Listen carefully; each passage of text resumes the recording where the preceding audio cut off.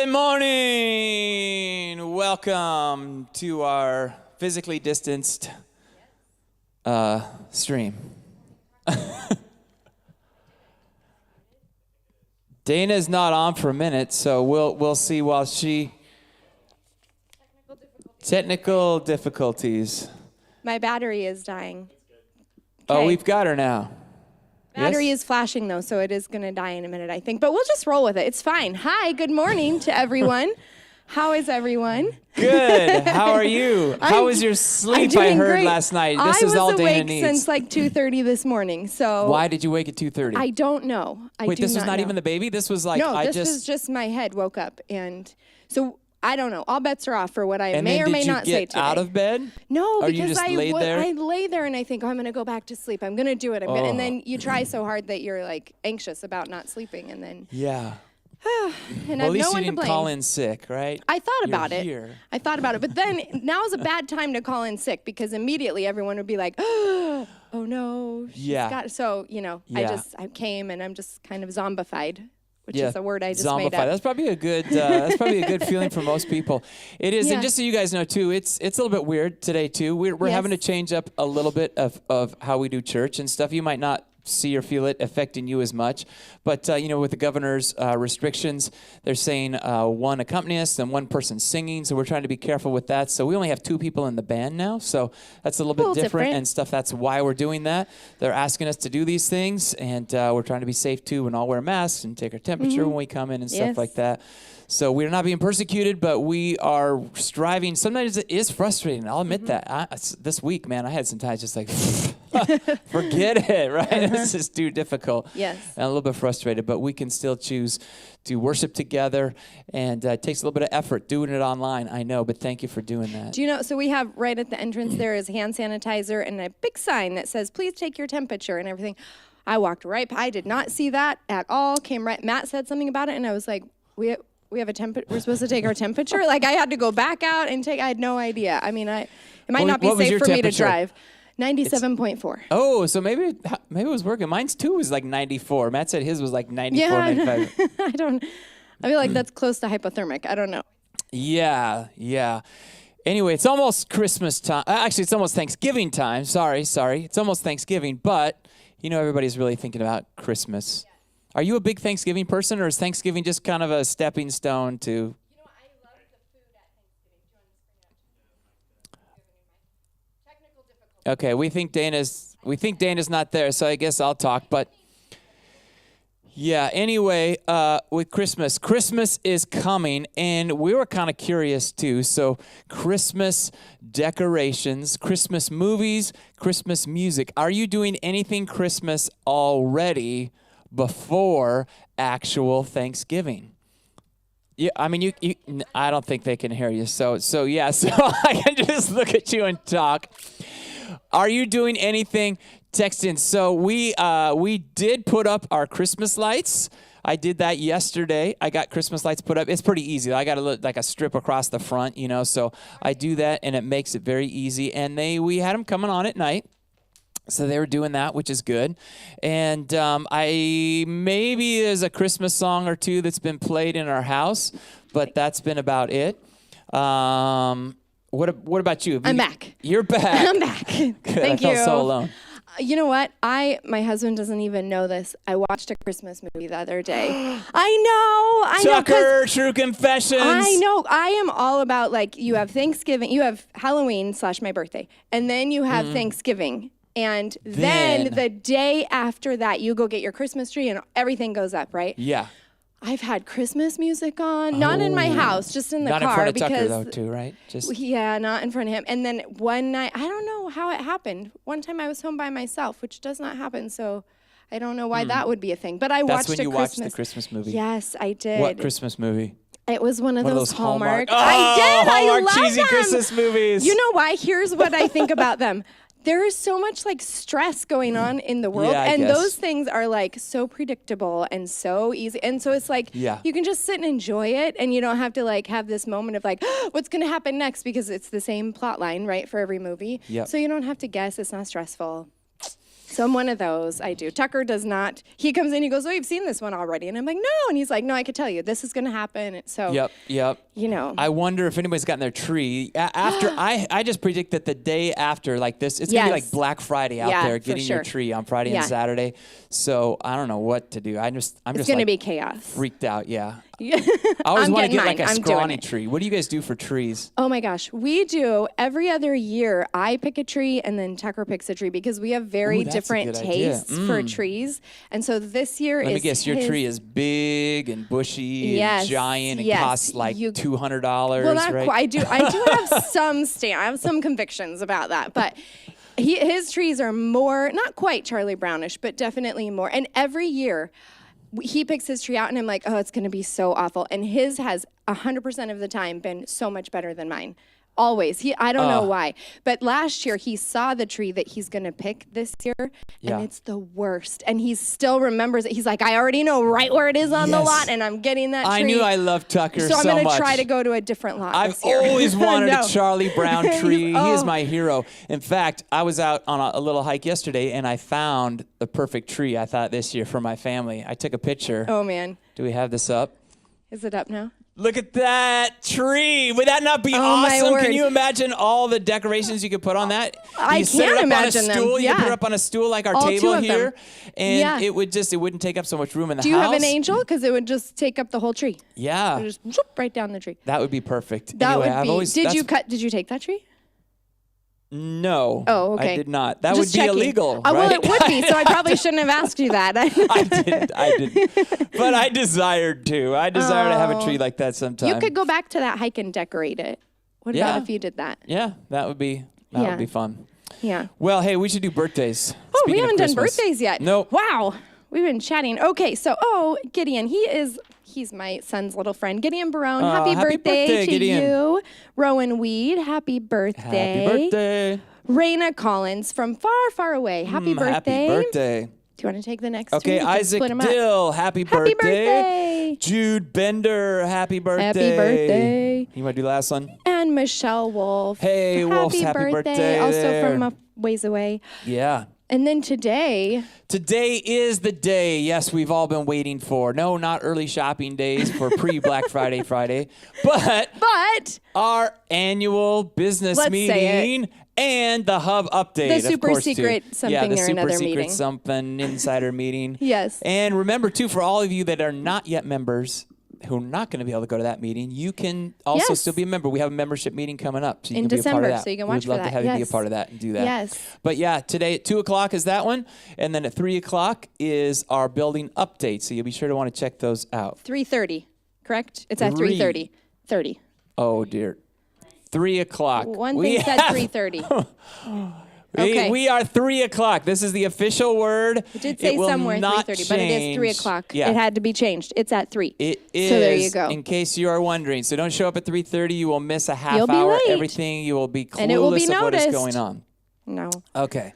Okay. Today we have something right special right now. Yes, What are which we gonna I'm do? very excited about. We have baby dedications, Yeah. and I like that we're still able to do things like this. Even though things are kind of crazy, like Mm-hmm. the baptisms, the dedication, God is still moving. Families are Yes. still doing cool things. We've got lots of stuff happening. And so, baby dedications, we are doing those now, which is We're doing them yay for virtually. technology. We have, we do. It's like a family parent dedication too. A lot of times when we do Yes. this because Yes. parents are committing to be raising their children for Christ. And Matt went virtually to these families. Yes. And part of the things that we always do is have the families introduce themselves and stuff and say a little bit about. Mm-hmm. And so you are going to get via video to get to know these 3 different families. Mm-hmm. And then after that, Matt's going to come out and pray for all of them. So Yes. check this out here.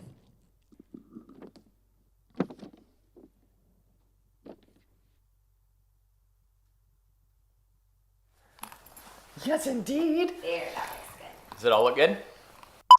So I guess it'll be on the count of 27. All right, we ready? Hold on.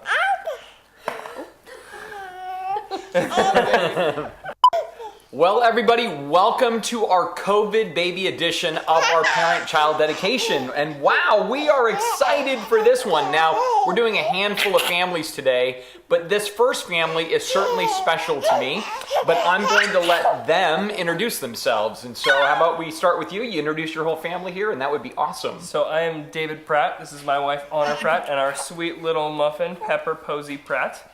Pepper Posey Pratt, my granddaughter. So very exciting times here. It's awesome to be doing this with you guys. And so kind of what we always do is a church is we ask how we can be praying for you all as you go into the process of raising a little one. We know you want to honor Jesus in this process. And we know, wow, she's very excited about this. And so we know there's many things that you probably are thinking about and care about, but what are some things that we as a church can be praying for you when it comes to raising Pepper? Yeah, patience and wisdom and guidance as we just start on this new journey. No, that is awesome. How about you, Honor? How can we be praying for you as a mom? I think just be praying that I would also have patience and that I would just remember that every little moment is so special and sweet, and not to get caught up in all the busyness of being a mom. Nope, I think those are awesome prayers. And Pepper, we will be praying for you as well because the little sin nature is coming out right now. So thank you guys. We will totally be praying for you as a family. And so thank you for sharing with us. And we just are delighted to be a part of this process with you all. So thank you. Thank you. Bye-bye. Bye-bye. Bye-bye. Good job.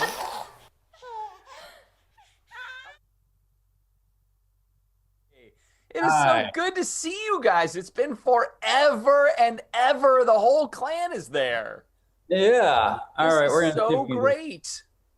Awesome. Well, hey, I'm going to start off here with you guys because you're all looking amazing and you're all being so calm and quiet that all the more you're just awesome. You are super awesome. So how about you introduce your family to all of us as a church? That would be awesome. And then kind of noting the one that is a part of the dedication for today. Right. This is, we are the Meshes. This is my family. This is Megan, my wife. We have Isabel, Caleb, Ella. This is Milo. You can see Milo. And this is Sophia Jane, and she was born on March 4th of last year. She is the one that we 2019 last year, yes. We can't do math. She is we are dedicating today. We have really found she has brought us a lot of joy, and she is our most energetic and interesting one as far as getting into everything. So, yeah, we love her to pieces, and we're really excited to dedicate her today. No, that's super awesome, man. So I know you said you had a passage that you wanted to read. I thought I'd give you a chance to read that first, and then from there, just ask each of you how we can be praying for you. But I'd love to hear what you have for us today. Sure. So our verse today is Ephesians 1, 16 through 19. Where'd it go here?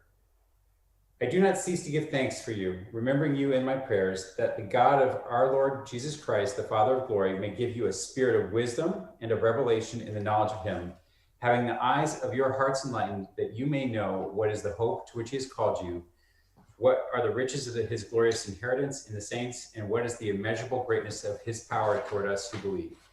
And so we dedicate Sophia, whose name means wisdom, and we are just very, very thankful for her.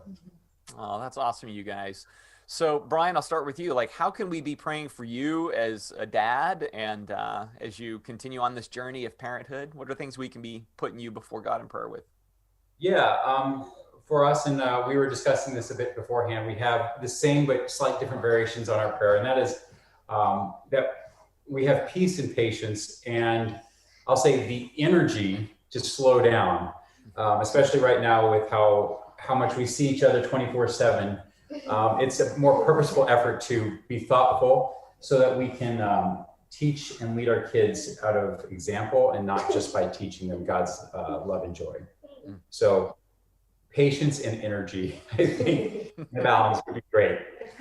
I totally get that. You are very outnumbered right now. So both of those things are excellent requests. So how about you, Megan? I'd love to hear from you what we can be praying for you for.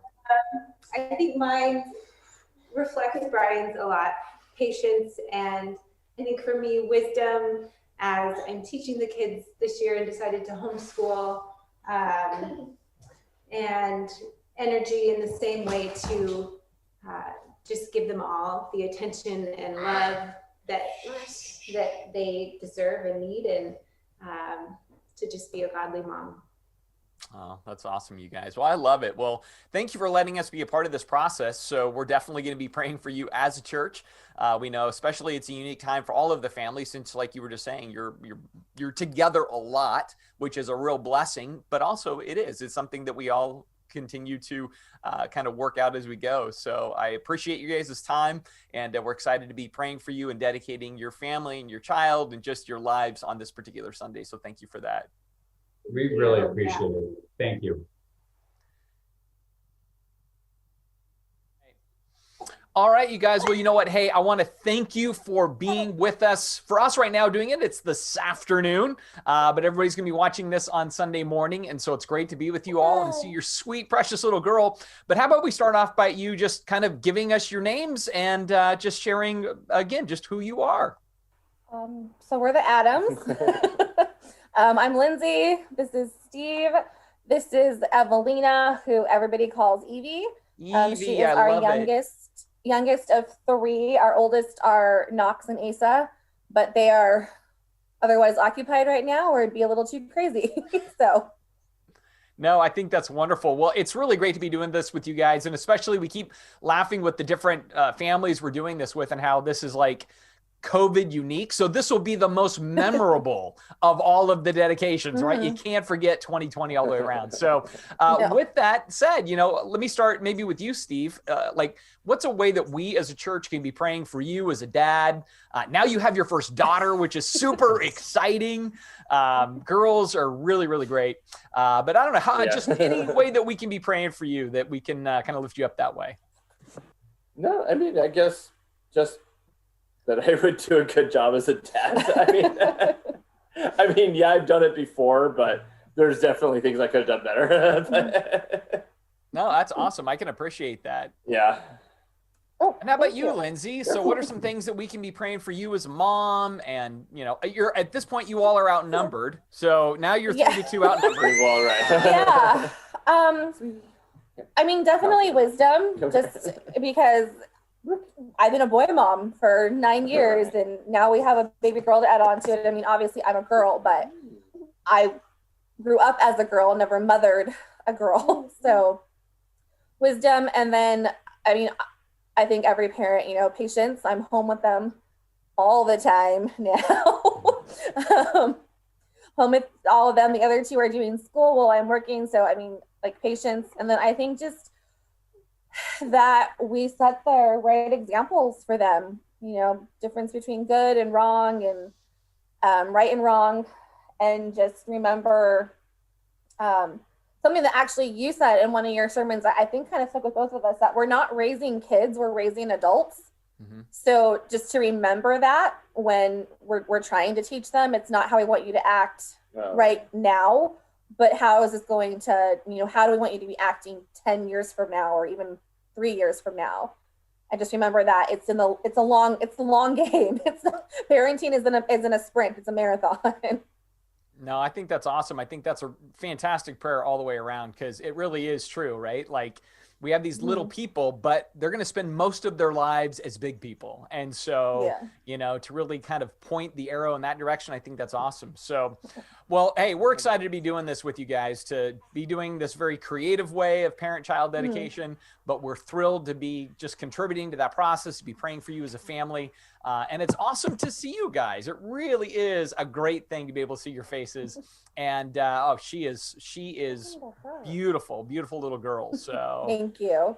Can you say bye, Evie? Evie, bye. Can you say bye? Bye. Or smile. Bye. Or smile. Can you who's this? Who's this? Well, hello to all of you that is Redemption Church, but right now I'm really wanting to speak to those 3 families that we were just introduced to.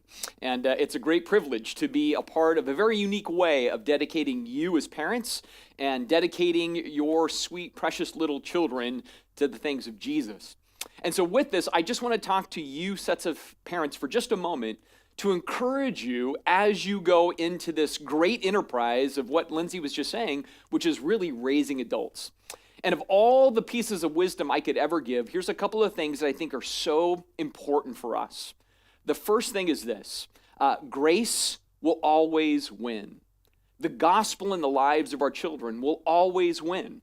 Like, we can't control all the things they do, all the decisions they make, but we can always react in such a way that what they know at the end of the day is that God is a God of grace, that grace is actually the only thing to solve all of our problems, and that grace is most shown in the person of Jesus, who came, who served, who died, and who rose again for us. And so as we're raising our kids and we're giving them rules and standards and regulations and trying to impart wisdom, in the midst of that, never lose sight of the fact that we are all dependent on grace and we're all dependent on the gospel. And so that's the first thing. The second thing, the lesson that I learned in a very painful way, is fear can never be our motivator. Faith always has to drive us as parents. And so the more you lean into that, again, when you know you can't control everything, but you know God has everything in his charge and under his control, the more we lean into him in those hard and pressing moments as parents, the better off we're going to be. And our children will see that. They'll see that we put our faith in God more than we try to control everything in our fears. And so as you move forward as parents, in grace, in the gospel, in faith, you will model the stuff that hopefully in time your children will learn as well, and they will trust those same things in their lives. And so right now I want to pray for you as parents. I want to pray for your children as we dedicate these babies to the Lord. Again, we're dedicating them in such a way that they will come to experience that life-enriching, life-changing power of Jesus and gospel and faith. And so if you would all, as a church, join me right now in praying for these families continually as we dedicate them and their children to the Lord today. Let's pray together. Jesus, I thank you for the fact that you are a God of heritage, you are a God of generations, and you call us to raise our family in the spirit of those generations. And so with that, I pray for these three families right now, that you will give them tenacity and focus, that you will give them a deep hunger for grace and gospel and faith, and on those trying and hard days that they will be reminded by your Spirit to lean into those truths and realities. Even when it seems very counterintuitive and we'd rather turn to law and control and fear, which is a very normal human component for us, I pray that we will resist those inclinations, that they will lean hard into your power, and from that they will be able to all the more be those parents that you've called them to be. And in that they will experience freedom in trusting you in those ways.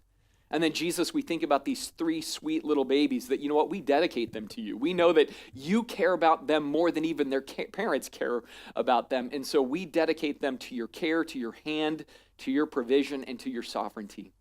And so we thank you again for life. We thank you that you love generations. And I pray that these generations continue to pass on your love, your grace, your faith, and your truth to these children. We dedicate them to you now in your good name. Amen. Amen. Awesome, exciting things to know that we are raising adults, and just been praying for all you parents. I know it's tough times too for those raising kids and having to do school and all those things online. We're going to worship now. I encourage you virtually with us out there in your living rooms to sing along, to lift up a joyful noise to God. We're going to sing this song. We sang it once a few weeks ago, Only Jesus, and it is only him that we worship.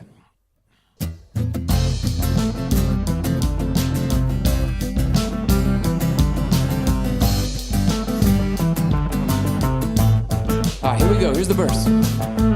Who is the way, the truth, the life? Yes, who is the holy word of light? Who is the vision of our eyes? Who is the love that will abide? Well, only Jesus, only Jesus, who is truest life. Yes, only Jesus Christ, only Jesus, who is lifted high.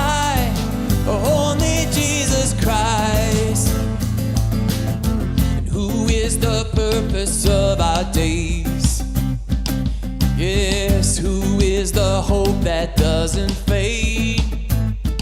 Well, who is our courage and our strength? Oh, who is the fullness of our faith? Only Jesus, yeah, only Jesus. Who is true is life? Only Jesus Christ, yeah. Only Jesus, only Jesus. Who is lifted high? Only Jesus Christ, yeah. Only Jesus, only Jesus. Oh. Well, you are the way, the truth, and the life. You are the blood, the water, the vine. You are the word and you are the light. Only Jesus. You are the way, the truth, and the life. You are the blood, the water, the vine. You are the word, oh, you are the light. Only Jesus. Only Jesus.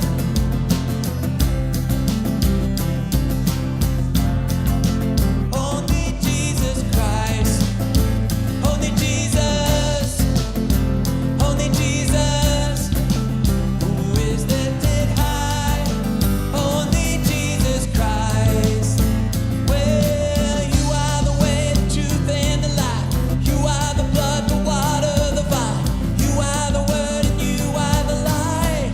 Only Jesus. Yeah, you are the way, the truth, and the life. You are the blood, the water, the vine. You are the word and you are the light. Only Jesus, only Jesus.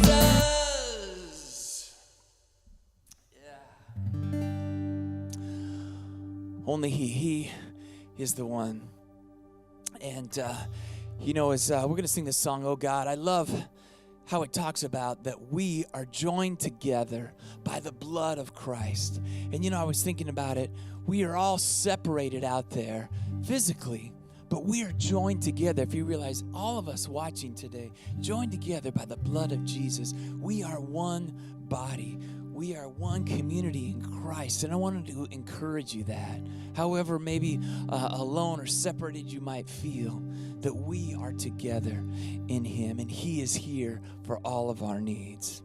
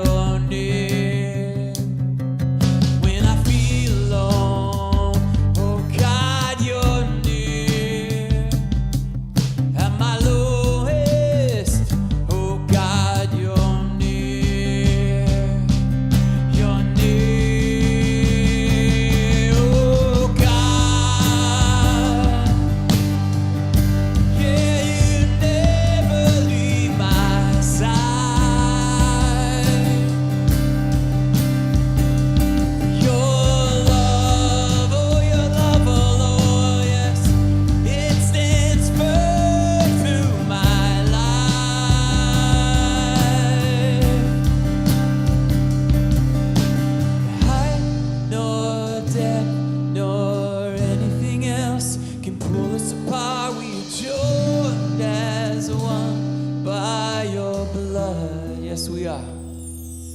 And hope will rise as we become more than conquerors through the one who loved the world. Help us, Lord, with that.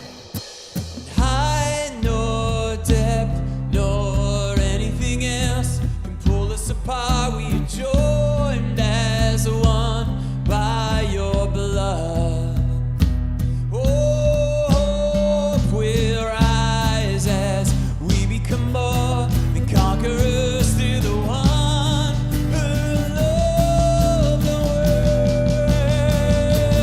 Oh God,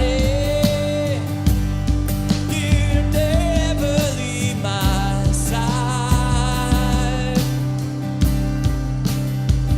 Oh, your love, oh Lord, yes, your love stands firm through all my life.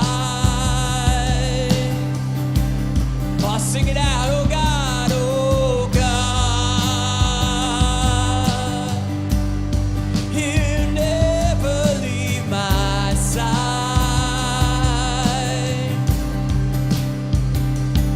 Your love, oh,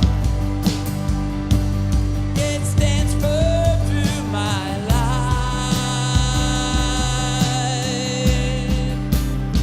Yeah, oh God.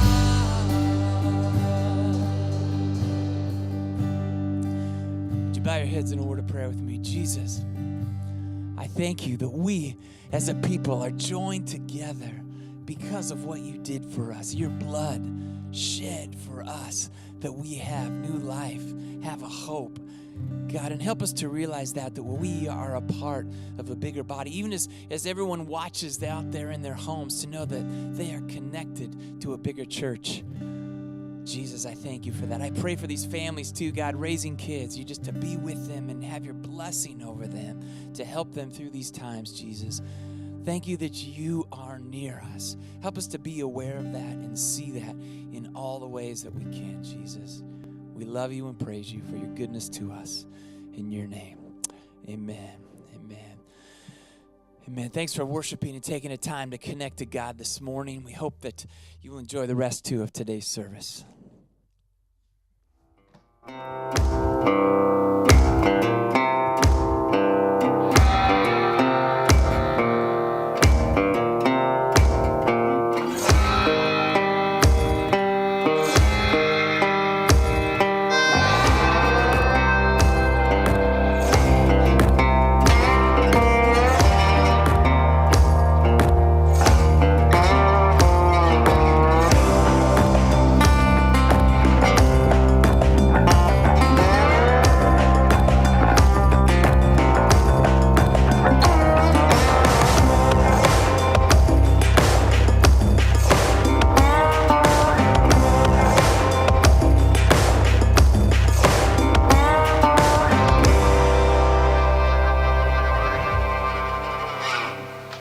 Welcome to Redemption Church, welcome to Ecclesiastes, and welcome to our topic for the day, Don't Be an Idiot. Yes, you're welcome. All right.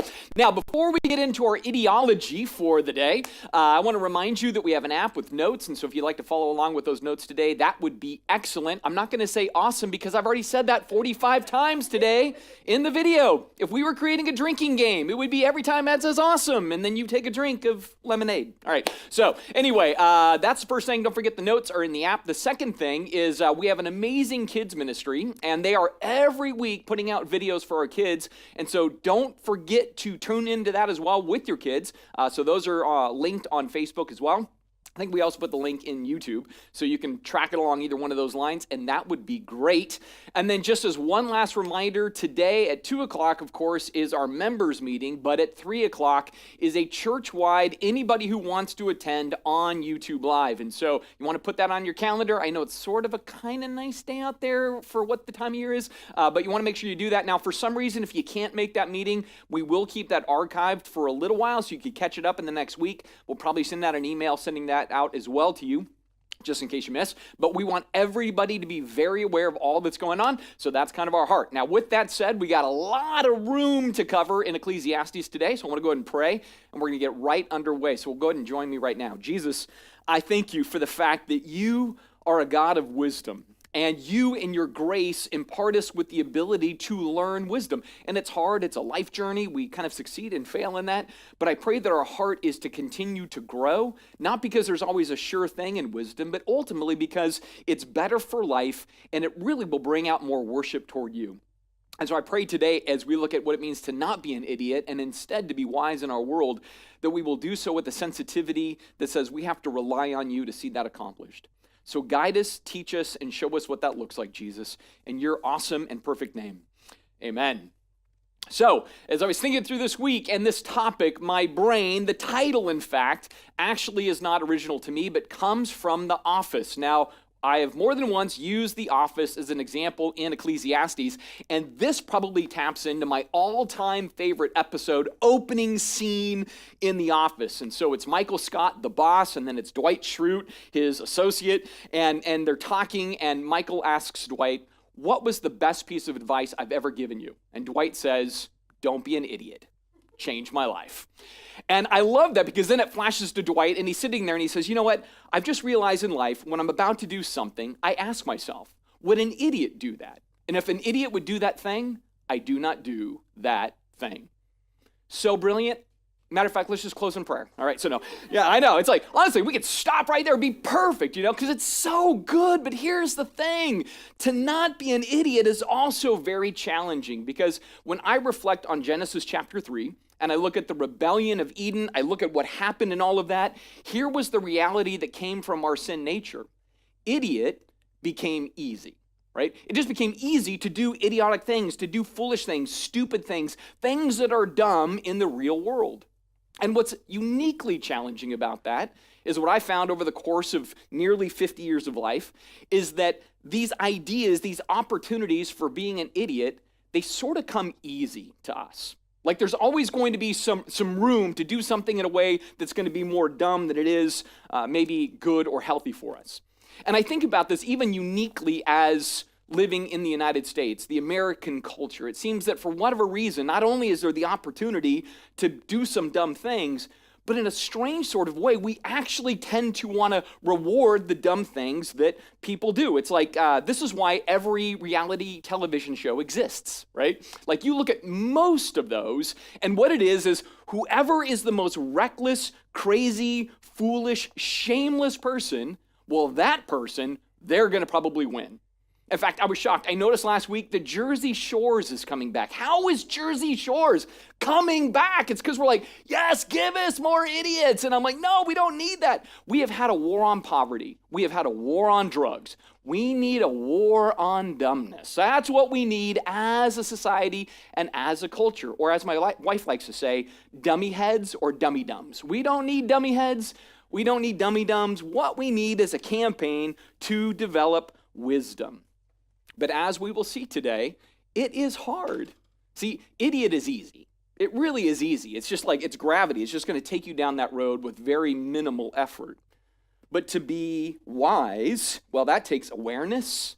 It takes patience.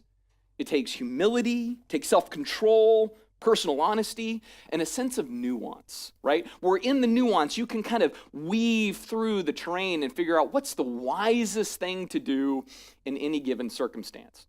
In fact, to kind of prime the pump on why I think wisdom is hard to see achieved. Like we think it's easy, but why I think it's hard to see achieved, I want to take us out of Ecclesiastes for just a moment and actually take us to the prequel to Ecclesiastes, which is Proverbs. And so with that, I want you to understand the relationship between those two. Solomon wrote Proverbs in a very idealistic way. You do this, it's bad. You do this, it's good. And then he wrote Ecclesiastes to say, but sometimes life is really messy. So Proverbs is very clean cut, and Ecclesiastes is very messy. But inside Proverbs, he has this little section in chapter 26 that shows us why wisdom's so difficult. So let me take you over here to this particular passage in Proverbs. He says, don't answer the foolish arguments of fools, or you will become as foolish as they are. be sure to answer the foolish arguments of fools, or they will become wise in their own estimation. Now, you're looking at this right now and you're saying, all right, Matt, you're messing with me, right? Which thing am I supposed to do? Am I supposed to do verse 4 or am I supposed to do verse 5? Well, the answer is yes. You are having to do both simultaneously. And so here's what Solomon is getting at with this particular idea. He's saying you have to exercise wisdom that is nuanced in such a way that you can categorize the types of fools that you deal with in life. So he says, there are some fools that are so foolish, you don't even want to bother engaging it. That's verse 4. Like, you have to be able to kind of go, I'm going to put you in the category of you can't really be fixed. Instead, you should apply for a reality television show. Like, that's one type of fool. But then the other fool is this one right here where you say, that fool, even though they have problems, even though they're going down kind of poor roads, they can be salvaged or they can be steered in the right direction. See, that's the heart behind it. So what he's getting at, in essence, is that some foolishness, it can be cured, and other foolishness is just terminal. And we then have to figure that out. But I'll tell you why this is really, really hard. One is, again, it requires nuance. It requires a certain level of work. But the other part is we're all too human, right? We have the same challenges. We're just as fallible and susceptible to doing foolish things. Even in trying to help a fool, we can be foolish. So this is going to take some work. It's not just this simple one-day fix or whatever else. No, we have to approach this in a very sensitive way, right? And so this is where Solomon is going to take us. He's going to take us on a journey of how to be wise in a real-world context. And the place he wants to start us off is actually this first point in your notes if you're taking it, or you're taking them. He says, seek to live by life-thriving wisdom. If you're going to do life well, you want to seek to live by life-thriving wisdom. Now, I want you to notice, I actually intentionally use this phrase, life-thriving. Because for Solomon, he doesn't look at wisdom and he's like, I'm going to write some pithy statements and everybody goes, ooh, yeah, deep. What do I do with that? Like, that's not his thing. He's not like trying to figure out how to fill a fortune cookie with little statements of wisdom. That's not his heart. He wants this real world utility to his wisdom. He wants a wisdom that is exercised in such a way that people actually flourish, that the world is made better by that wisdom. So he's not just trying to be profound. He's trying to be practical. So he starts in chapter 8, verse 1, and he says, how wonderful to be wise and to analyze and interpret things. Wisdom lights up a person's face, softening its harshness. This is so good for so many different reasons. Now, I want to be clear as we go into chapter 8. I want us to remember what he's already said about wisdom. He said, you know what? It's not going to solve every problem. It's not going to always be airtight, but he still said we should pursue it and we should try to exercise it.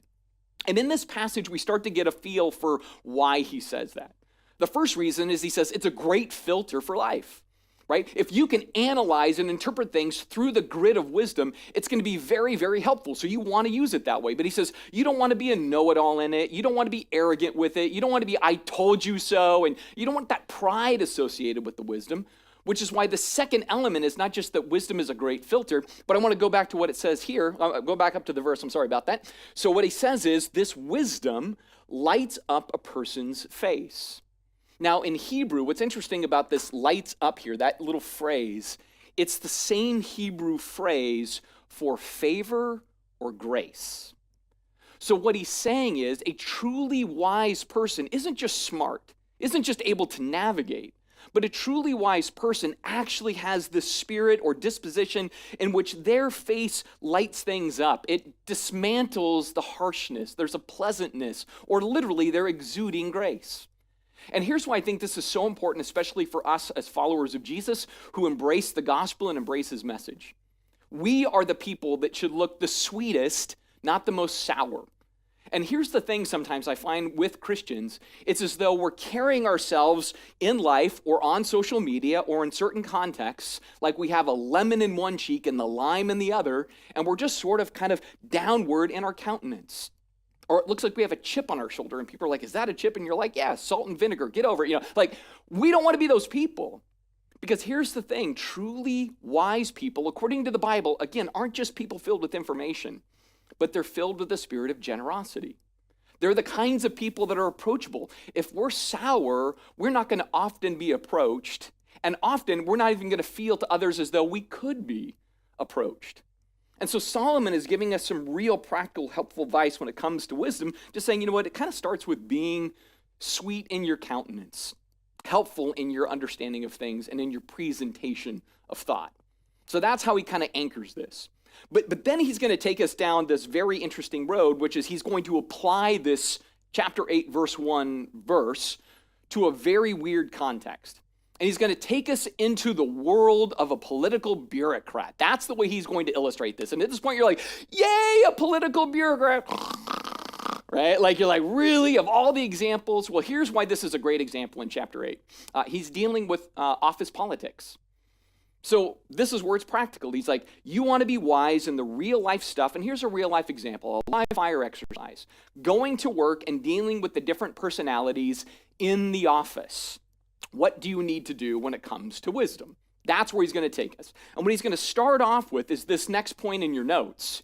In life's decisions, know what you're signing up for, right? You want to really know how you're putting your name on the dotted line of this whole thing. So here's what he says in verse 2. He says, obey the king since you vowed to God that you would. Don't try to avoid doing your duty. So we understand this, but from a cultural perspective or the context of this passage, here's what he's getting at. Here's a person that he is talking to as the king. Maybe they've signed up to make a pledge to the king to fulfill his duties and decrees and serve the court of the king. And he's saying, you got to make sure that when you sign up for that and you vow you're going to do that, you're going to hold to the promise that you're making. See, for us, this is really kind of fundamental. The first thing is this.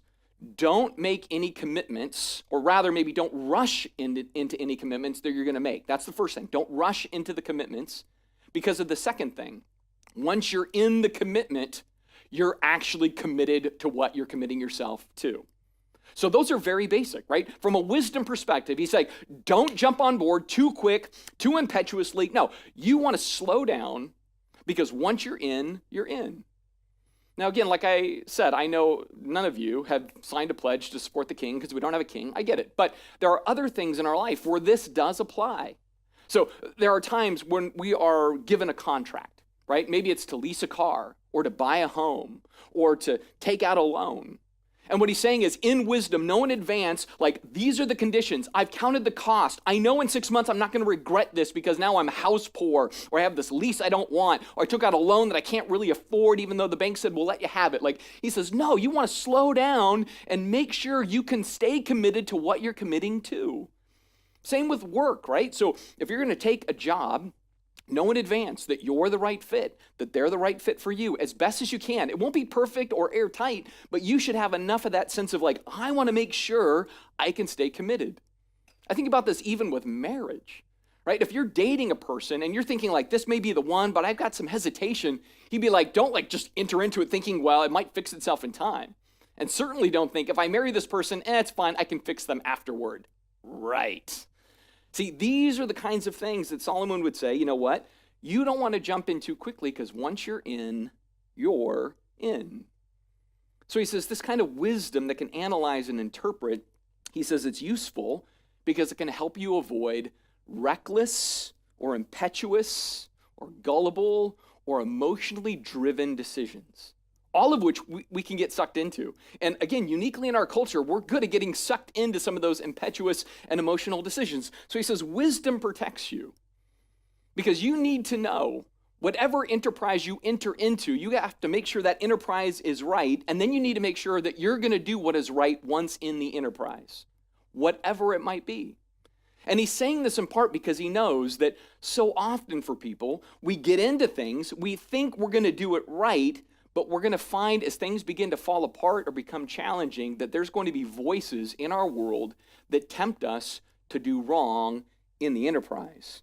This is why he continues in verse 3. He says, don't try to avoid doing your duty and don't stand with those who plot evil, for the king can do whatever he wants. His command is backed by great power. No one can resist or question that authority of the king. And so again, I want to give you the context. There's an individual, let's say it's you, and you're working for Solomon. But you're in this broader court of other people, And some of these other people, even though they're serving the king, they may have other agendas. They may see the world differently. And they're going to want to approach you and say, come on, we know that Solomon's nuts, man. He's got 700 wives, 300 concubines. He's making all these allegiances with all of our enemies. We need to somehow depose the king. We need to challenge the king. We need to go against what we pledged to do for the king. So come on, go with this. This guy's nuts. Let's take over. It might be something that nefarious. Or it might be even you. You pledged yourself to the king. You said, I'm going to do all of the policies. And now you're realizing those policies are not so great. So what should you do? Well, here what Solomon is saying is you're going to be tempted to amend your commitments. You're going to be tempted to go against what you said you would do, because then you're looking at the conditions and saying, this isn't fair, this isn't right, I don't like it, maybe they're right, we need to just basically break our promise. And Solomon says true wisdom is not going to break its promise, because true wisdom goes into it knowing once you've made a promise, you keep it. See, one of the biggest challenges we find in our society is it's very hard to trust people to keep their word anymore. It's very hard to find people stating the truth and then keeping that standard no matter what. And that's what he's addressing here. He says, if you said you would do it, you do it. You can't get out of it no matter what, because that's what character is all about. Now, if you want to throw your character out the window and just be practical and get things done, that's a whole nother issue. But he's going to call that wickedness and folly. But the wise and godly person does the right thing. If you don't do the right thing, you're going to enter the court of fools. You're just going to listen to their voice and follow along. And that is a tough thing, because you know what we see in our world? That happens. It's every time that we get tempted, right, in some capacity to amend the conditions. So we are in our marriage, and we thought it was going to be a certain way, and now it's not, and that's where we get tempted. Or we go into a job and we thought it was going to be a certain way and it's not. Or maybe you volunteer for an organization or whatever else, and you start doing this volunteer thing and the people involved start giving you a hard time, and you're like, wait, I'm given my free time to do this, and you're all being very difficult. Or it's like friends of mine I know that have signed up to the military and they thought it was going to be like this, but it ends up being like that. Or people that went into the police force and they thought it was going to be like A, and now it's like B. And the list can go on and on, where we all enter into things that we thought were going to be a certain way and they're not. And then from that, we want to amend the conditions. We don't necessarily want to stand up and keep doing the right thing we promised to do. We're going to get tempted to that. And it's in that temptation that you have one of two choices. The first choice, which is the wrong choice, is to be a punk, right? And to be a punk, it's really simple. You go, all right, in this job, I thought it was going to be like this. It's not. I've got this person I work with that is trying to undermine me. They gossip about me. I got a manager that seems to be gunning for me. So I'm going to go to HR and report my manager, even though they're not really doing something wrong. It's the only power I can leverage. I'm going to fight fire with fire. I'm going to gossip about them as they gossip about me. I'm going to slander them as they slander me. I'm going to undermine their work because I feel like they're undermining my work. And that is being a punk. Right? It's where we say that's the only way you can win is you got to throw the gloves down. You can't be a nice person. You have to be kind of ruthless to win. That is being a punk when you're like, I'm gonna join the court of fools. The same is true in marriage, right? Where you go, I promise to love, honor, and cherish, but they're not loving, honoring, and cherishing me. Therefore, I don't have to do that to them anymore. They push my buttons, I can push their buttons, right? That's joining the court of fools. Another way we sometimes join the court of fools is we start doling out bad advice to people when their conditions fall apart. Instead of giving them godly counsel and wise wisdom and biblical insight, we instead go, you don't deserve that. And we give terrible, earthly, kind of, get it done in the moment, but doesn't really honor God advice. I mean, all of this is what Solomon is warning of. He says that's to join in with wickedness and folly and stupidity. That's the stuff of stupidity. It's membership in the court of fools. He says, you don't want to do that, but you can be a punk. That's one way. The other way is instead of being a punk, you say, I'm going to come up with a plan. I'm going to have a plan that is thoughtful and wise. And so that's where he then takes us. He says, learn to fix problems that idiots create without picking fights in the midst of that, right? So idiots are going to create problems. Life is going to create problems. Conditions will create the problems. But we need to learn to fix those without picking a fight in the midst of that. He says, those who obey the king will not be punished. Those who are wise will find a time and a way to do what is right.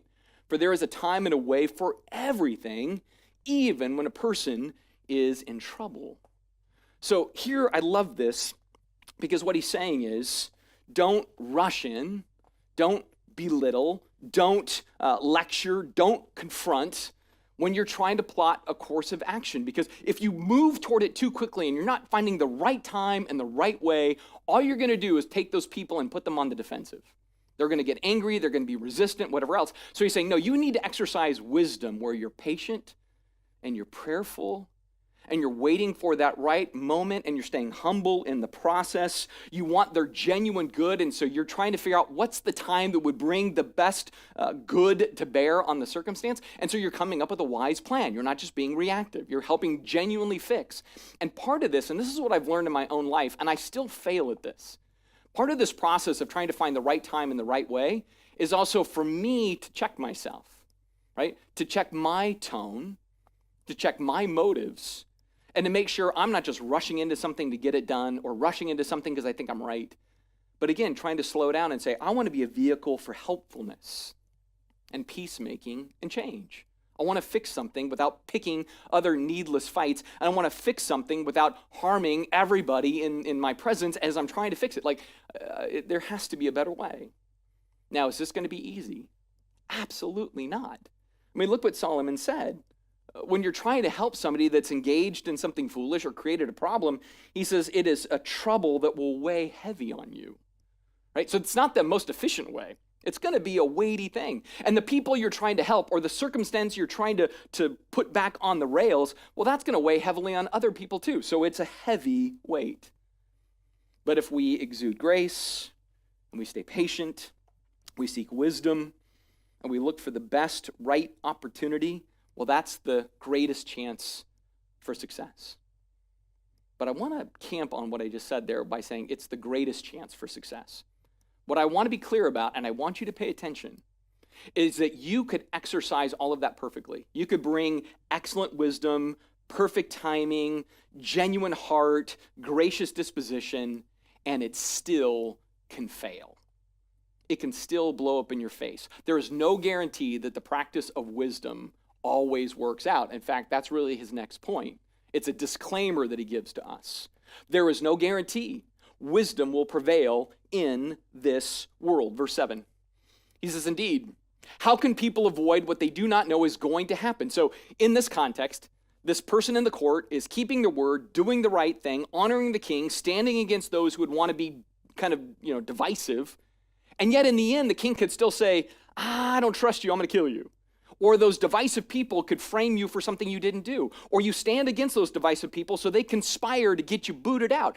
You can't control what happens tomorrow. No matter how wise you are, you could still find yourself on the rails and the train's coming and it's not really your fault, but it's just reality. So we don't know. He says none of us can hold back our spirit from departing. None of us has the power to prevent the day of our death. There is no escaping that obligation, that dark battle. So again, I go back to, you can do it all right. You can be the smartest, calmest, coolest, most collected person, and wisdom is still something that can't rescue you, can't save you, can't keep you from facing a difficult thing. And here's the toughest part about that.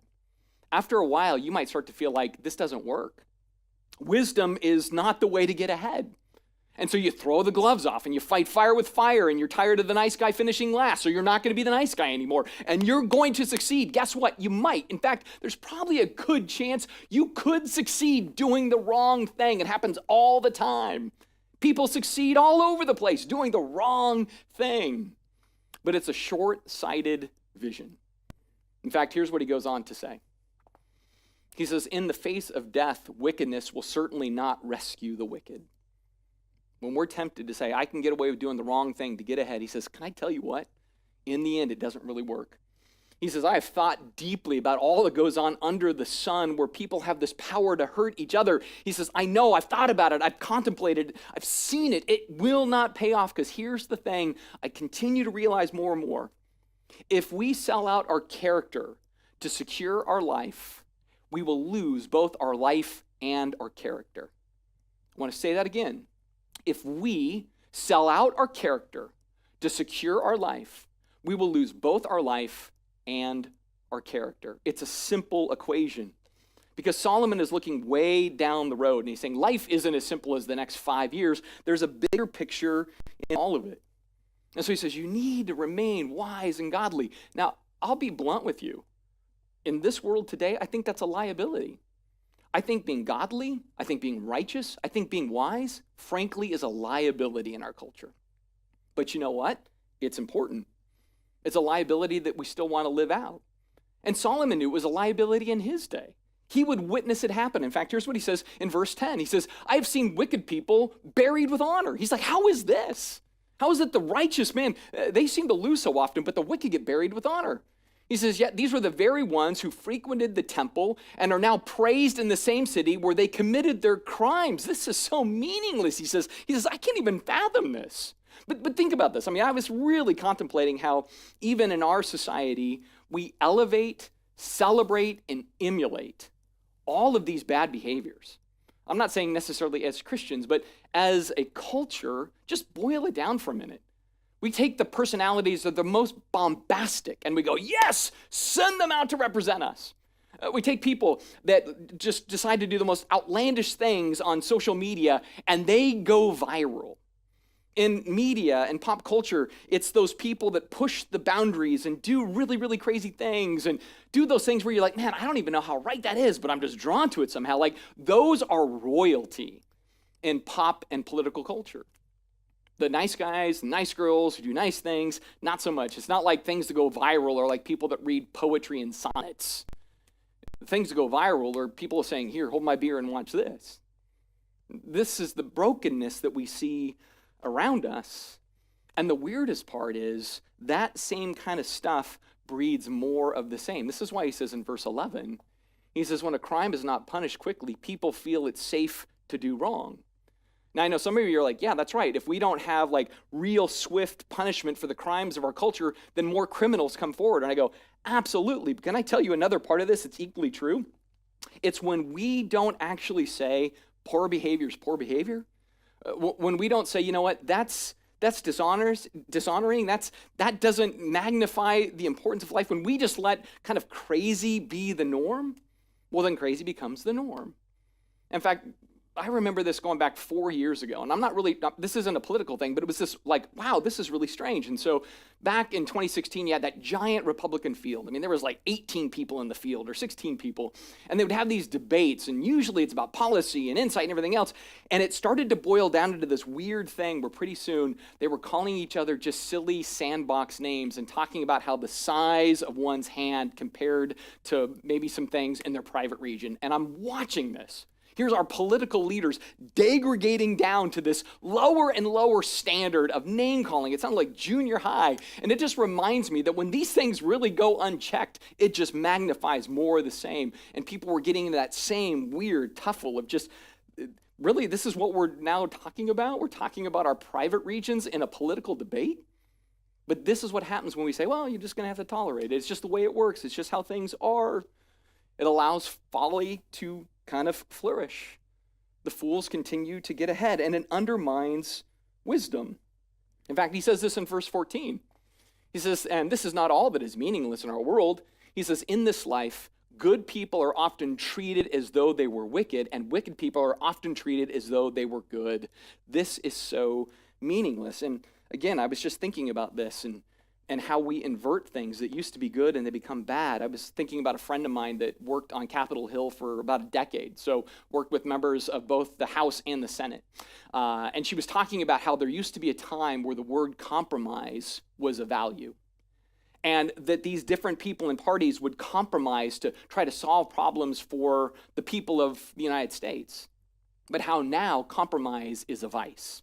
And if you compromise with the other side, you're a sellout.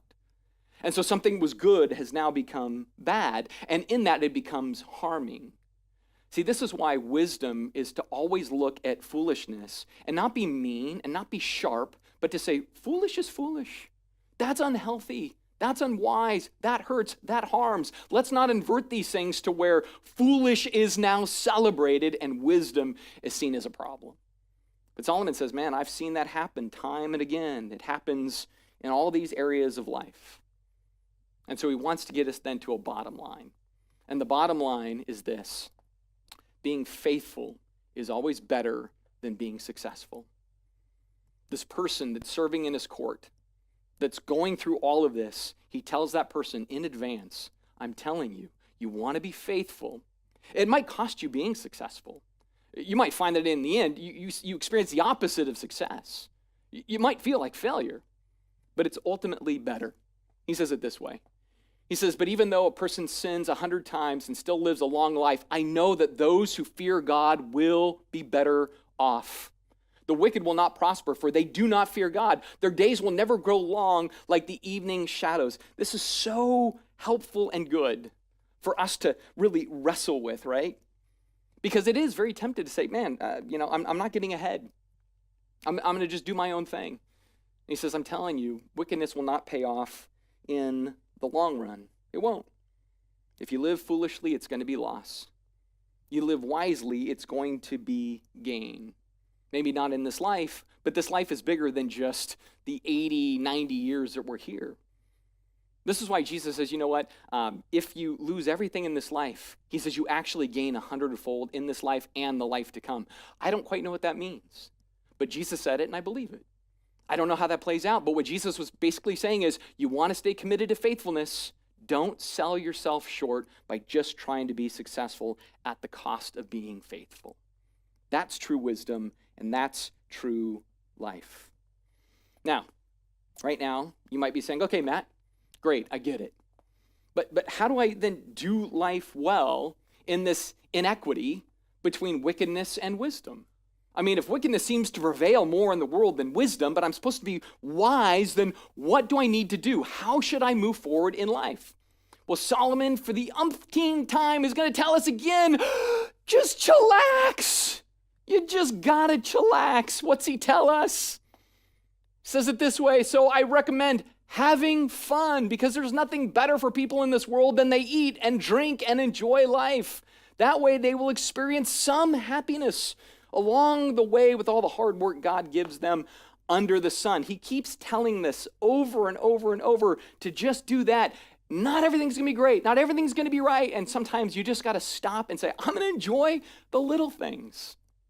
Now, right now, I'm sure there's some of you saying, but Matt, look around what's going on. We've got political problems, environmental problems, economic problems, medical problems. We've got racial problems, all these problems. We need to fix the problems. And Solomon says, no, you need to fix some nachos. You need to slow down and just have an iced tea. It can be Lipton or it can be like Long Island. You can have lemonade or a lemon drop, whatever it is. He says, but slow down, right? He's like, go watch The Mandalorian with your family. Go play Settlers of Catan. Go on a walk with your friend or your spouse. Go to the dog park. Pick up a hobby. Sew some masks. That would be an option right there. We can all do those kinds of things. And I know some people are like, but Matt, aren't you worried about like socialists taking over the Senate? Aren't you worried about like how social media is hacking our free will? Aren't you concerned about the fall of the West? And frankly, I'm like, I'm more concerned that I'm going into Thanksgiving and I don't have a gym to walk off the damage, right? Like, that's more the concern. Now, I'm not trying to undermine or downplay the problems of our world. There are real problems.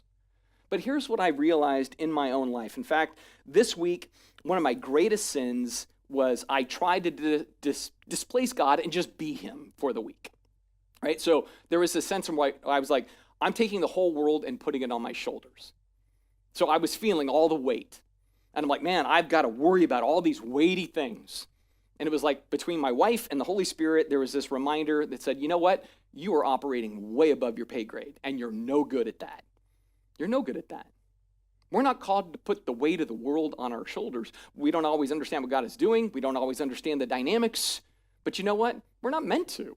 Solomon gets that. That's why he tells us to chillax. We don't know the full picture. In fact, he closes out this chapter. He says, in my search for wisdom and my observation of people's burdens here on earth, I discovered that there is ceaseless activity day and night. People are constantly trying to control the world and they can't. He says, I've realized that no one can discover everything that God is doing under the sun. Not even the wisest people discover everything, no matter what they claim. Here was my walk away for the week. I know less than half of everything. And instead of putting the whole world on my shoulders, what Solomon reminds us in wisdom is that, in fact, what I need to do is remember that Jesus holds the whole world in the sovereignty of his hands. And instead of trying to fix everything, I need to just do my part, play my role, be wise, have conviction, Be thoughtful in what I do and trust him all along the way. Let's go ahead and pray together. Jesus, I thank you for the fact that you love us enough to challenge us. I thank you that you love us enough to push us toward the direction of wisdom. And in that, I confess my sin that so often I want to be smart and not wise. I want to think I'm being so smart I can solve everything when I, in fact, can solve very little. And then in that, I might even sacrifice wisdom. I might default to trying to be successful over be faithful. And I pray that we all, if we struggle with that, we would repent of that, that we would trust you, enjoy the little things, do what we're supposed to do, but that we won't put the weight of the world on our shoulders because, again, that's not in our job description. What's in our description is to worship you, to fear you, to share you, to love those around us, and to be faithful to your commission. Help us do that in your good name. Amen. Sing the blessing over you. Just receive this today. The Lord bless you and keep you, oh, and make his face shine upon you and be gracious to you. The Lord turn his face toward you and give you peace.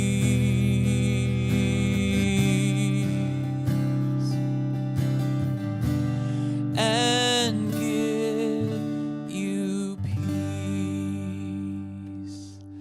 May his blessing be upon you to be faithful in all that you do. Thank you so much for being here with us today. This concludes our service. We will see you later, hopefully at our meetings this afternoon. And have a fantastic Thanksgiving also, and we will see you next week after that. Take care. Bye-bye.